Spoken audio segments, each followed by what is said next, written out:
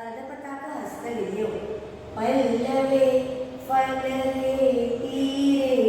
उभयोरिति वाचके क्रकचे छुरिकायां च ध्वजे गोपुरशृङ्गयो युज्यते अर्धपताकोऽयं तत्तत्कर्मप्रयोगके कर्तरी मुखहस्तविद्यो स्त्रीपुंसयोस्तु विश्लेषे विपर्यासपदेति वा लुण्ठने नयनान्ते च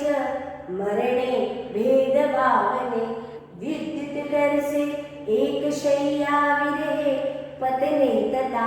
लतायां युज्यते यस्तु सः कर्तरी मुखः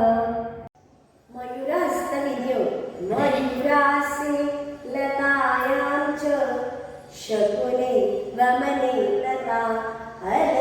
अलकस्यापनयने ललाटतिलकेषु च नद्युतिकस्य निक्षेपे शास्त्रवादे प्रसिद्धते एवमर्थेषु युज्यन्ते मयूरकरभावना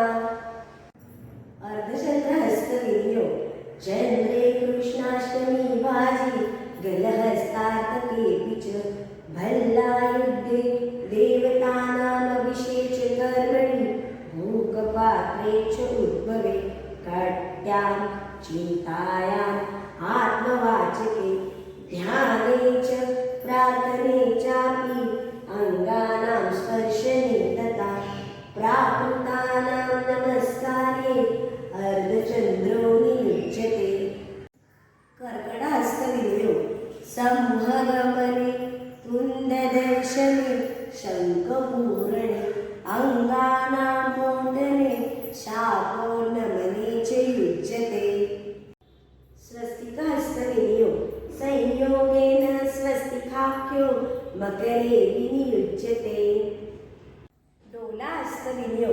नाट्यारम्भे प्रयोक्तव्य इति नाट्यविदो विदुः पुष्पपुटहस्तविद्यो निराञ्जनाविधौ वारीफलादिग्रहणेऽपि च सन्ध्यायाम् अर्घदाने च मन्त्रपुष्पे च युज्यते।